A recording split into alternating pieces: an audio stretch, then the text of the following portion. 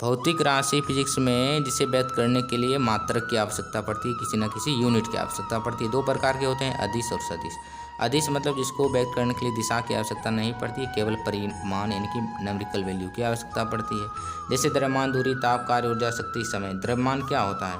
किसी भी वस्तु का द्रव्यमान एक निश्चित दिशा में नहीं बल्कि सभी दिशा में एक ही समान होता है। दूरी, किसी भी दिशा में तय की गई दूरी, निश्चित दिशा की जरूरत नहीं है। जितने भी 7 आधारी राशि सब अदिश है, ये सब है इसका एग्जाम्पल। श्यानता भी अदिश राशि है।